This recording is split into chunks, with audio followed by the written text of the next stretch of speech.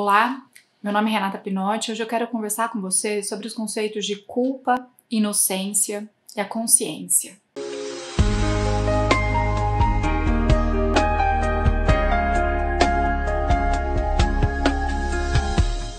O Bert Hellinger ele trouxe o conceito da boa e da má consciência. Essa é uma das primeiras grandes descobertas dele. E ele descobriu isso quando ele ainda era padre, no confessionário. Por que para algumas pessoas uma atitude era motivo de culpa, de penitência, e a mesma atitude para outras pessoas era algo tranquilo? E ele passou a observar. E ele viu que isso depende do meio onde essa pessoa está inserida. Por exemplo, se na minha família eu tenho meus pais, meus irmãos, meus avós, meus tios, né? E o certo, a regra da minha família é ser assassino. Continuar e ser assassina me deixa inocente. Mesmo que isso seja contra a lei e eu seja culpada perante a lei dos homens. Mas dentro do meu sistema familiar, eu me sinto inocente. Porque eu sou como eles, como todos eles. Eu não sou diferente. Fazer diferente me dá a sensação de culpa. Por isso, culpa e inocência depende, é muito relativo para cada um. E não depende de algo moral. Depende do que me faz sentir inocente. Por que muitas vezes nós repetimos histórias trágicas, destinos trágicos do nosso sistema familiar? Porque isso me deixa inocente. A criança, de forma inocente, ela muitas vezes se sacrifica por amor. Pela sua mãe, pelo seu pai, por um avô, por uma avó, por alguém que ela se identifica também com aquela dor. É como se, de forma inocente, nós quiséssemos pegar toda a dor da mamãe ou toda a dor do papai para dentro de si. Como se isso pudesse salvá-los. Mas não salva. E é muito difícil sair dessa teia, né, de culpa, inocência, desse ciclo de repetições, porque na consciência individual isso garante o vínculo. E na consciência coletiva também. Para eu conseguir transcender esse conceito, eu preciso transcender a ideia de culpa. E isso é muito difícil ainda, né? Para a grande maioria da população. Porque nós estamos ainda operando na Terra dentro de um programa, né? Como se fosse um programa de computador. Estou minimizando muito esse conceito, tá? Mas como se fosse um programa maior que todos nós estamos inseridos, que a base dele é a culpa e a expiação.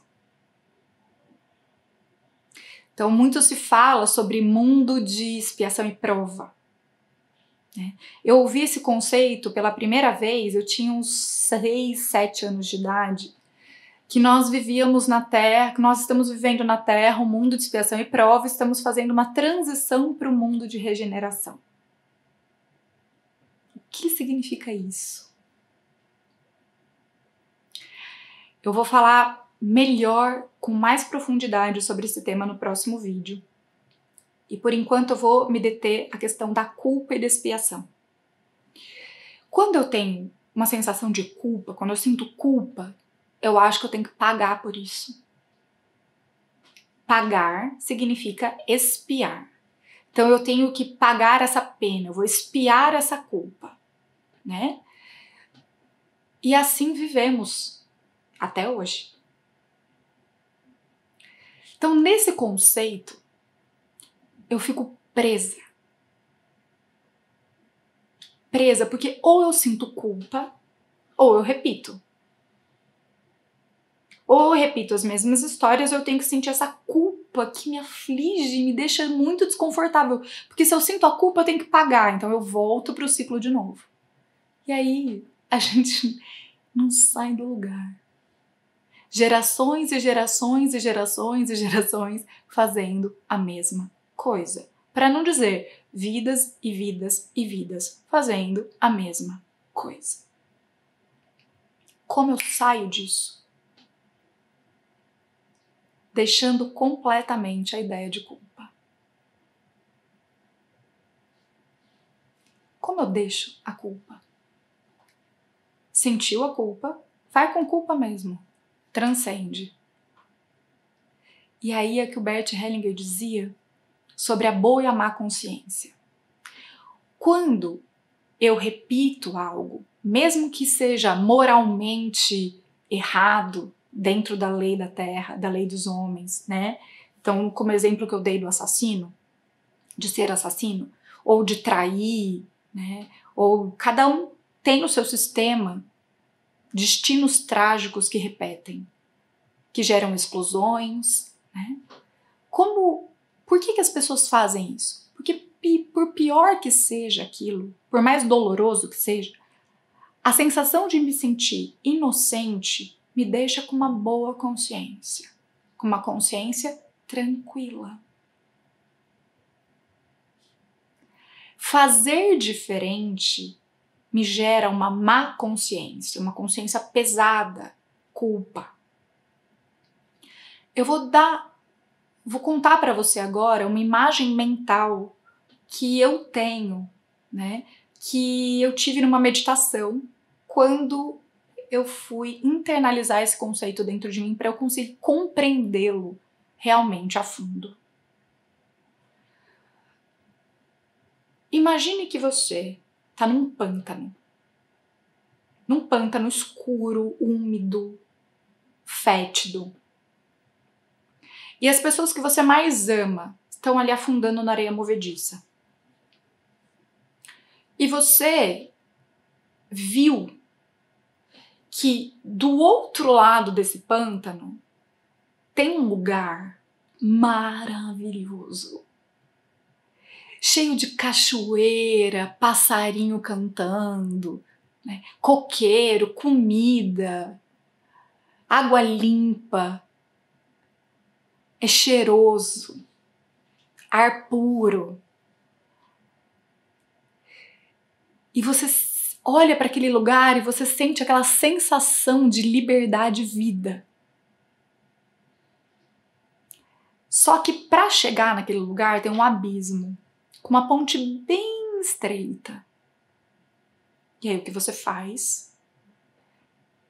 Vai lá e fica chamando as pessoas que você ama que estão ali, na areia movediça. Sai daqui, vamos sair daqui. Olha lá, olha aquele lugar maravilhoso, vamos pra lá. E aí, quem tá ali na areia movediça, afundando, vai falar pra você: para, não dá pra chegar lá. E aí, se você tenta entrar na areia movediça pra tirar as pessoas, o que vai acontecer? Você afunda junto. E aí você começa a afundar junto. E aí você percebe que você tá afundando. Aí você sai de novo. Aí você tenta tirar as pessoas, querer que as pessoas saiam. Mas as pessoas não conseguem enxergar o que você tá vendo. Você viu. Eles ainda não viram. E aí, quando alguém fica tentando te convencer a fazer algo que você ainda não tá enxergando, o que você sente? Raiva. E o que as pessoas vão dizer pra você? Ah, se fosse bom mesmo, você tava lá, não tava aqui. Para de encher meu saco. Não é assim? Toda vez que você vai tentar convencer alguém de enxergar o que você tá vendo e de fazer o que você tá fazendo, é essa a sensação que elas vão sentir. Eu percebi isso logo que eu comecei a fazer esses cursos de autoconhecimento. Eu chegava na minha casa e falava para os meus irmãos e falava para os meus pais: vocês precisam fazer isso. Cada hora era um curso novo, né? Não, mas vocês precisam fazer isso, vocês precisam... E eu ficava lá na mesa de almoço, aí eles, ela vai, a Renata de novo. Aí um dia meu irmão falou pra mim, ele falou assim: Rê, é o seguinte, se fosse bom, você tinha melhorado, você não melhorou ainda, né? Então para de ficar enchendo o saco da gente pra fazer essas coisas. E aí eu percebi como esse lugar é chato. E aí eu parei de falar. E comecei a melhorar. A fazer as mudanças em mim, ao invés de querer mudar o outro. E por que eu tava querendo mudar minha família inteira? Ah, porque se eu mudar sozinha, eu posso ficar sozinha. É por isso. Por que eu quero tirar todo mundo dali da areia movediça? Por que eu não vou sozinha pro outro lugar? Ah, porque lá eu vou ficar sozinha. Primeira coisa que a gente precisa transcender: o medo de ficar sozinho. E a segunda coisa, a ideia de que eu posso salvar o outro. Não, mas se eu vi isso, se eu sei isso, eu quero que você saiba, eu quero que você faça, no meu tempo, do meu jeito. Então essa ideia de salvar o outro, ela acaba sendo muito prepotente. Porque eu quero impor para o outro o meu caminho, a minha forma, a minha visão, o meu tempo. E no fundo, quando eu quero salvar o outro, eu estou fazendo isso por mim. Não pelo outro. Muitas vezes é porque eu quero que ele faça no meu tempo, que ele venha comigo. Eu estou fazendo por mim, não por ele. Eu não estou respeitando o tempo dele. Então, a segunda ideia que eu tenho que transcender: que eu tenho como salvar alguém, que eu tenho como tirar as pessoas dali. O Bert Hellinger dizia: só sente culpa aquele que se sente como Deus. Então, se eu concordo que eu não tenho como salvar o outro, ou aliviar a dor dele, aliviar a pena dele, e eu confio que ele é grande, que ele é capaz, e o que ele está atravessando é importante para ele também, e ele tem condições de dar esses passos, automaticamente não existe culpa. Eu não tenho culpa de deixá-lo ali, porque não é minha responsabilidade. Eu não tenho como salvar. Então, ao deixar a ideia de que eu sou capaz de salvar alguém, automaticamente a culpa desaparece. E aí eu posso caminhar em direção a esse paraíso que eu vi. E aí, quando eu chego do outro lado da ponte, eu olho para os meus, né, para as pessoas que eu amo do outro lado e dou um tchauzinho. Oi, gente! Feliz. E aí, o que acontece com eles lá? Como ela chegou lá? Se ela conseguiu, eu também consigo. Bum! Essa é a diferença de querer ensinar falando, mandando, para inspirar. Esse é o caminho que nós iremos ensinar a partir de agora. Aquela história de faço o que eu falo, mas não faço o que eu faço, caiu por terra, tá? Não existe mais. Ficar falando teoria que você não é, não tem persuasão nenhuma e não vai convencer ninguém. O caminho agora é o caminho do exemplo. É onde a gente consegue inspirar, sendo. Então, a partir do momento que eu sou o que eu falo, e existe congruência entre o que eu penso, o que eu sinto, o que eu falo e o que eu faço. Eu sou isso. E aí eu inspiro as pessoas a seguirem também. Mas esse não é o meu objetivo. Eu não tenho a intenção de mudar você. Eu simplesmente sou. E aí, quem quiser, vem. E isso traz força e dignidade para todas as pessoas também. Porque assim como eu consegui, você é capaz de conseguir. Todo mundo é capaz. E esse foi o modelo que Jesus trouxe.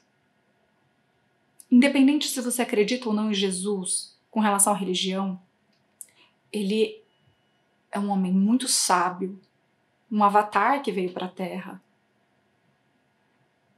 e que acessou a vibração da energia crística e veio trazer muitos ensinamentos para nós.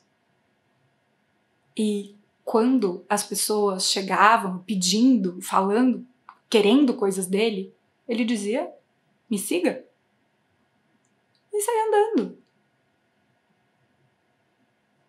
Quando, não sei se você conhece, né, algumas parábolas, né, algumas histórias, né, de Jesus, mas tem uma muito marcante, que é quando ele anda sobre as águas.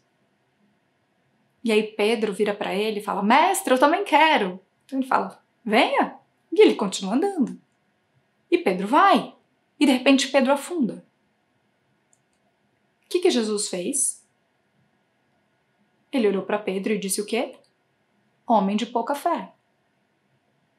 Ele foi lá e falou: vem cá, Pedro, querido, tadinho de você, põe sua mãozinha aqui, agora põe seu pezinho aqui. Não, não, você não pode pôr o pezinho aqui, põe o pezinho assado.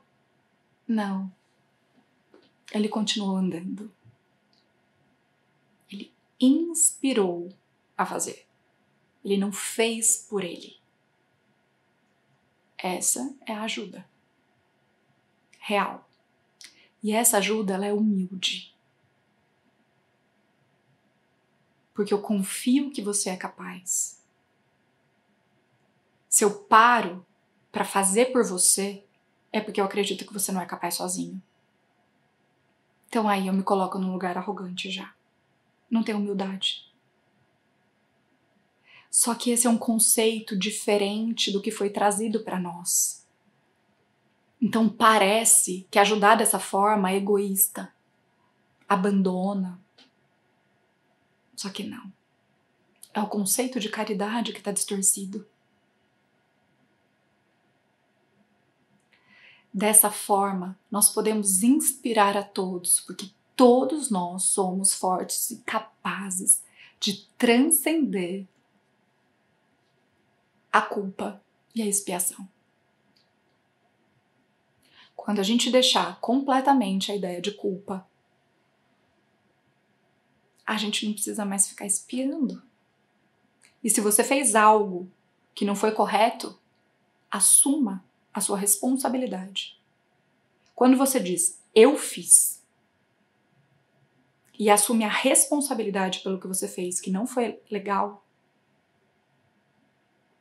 você fica forte, você ajuda o outro, tem verdade.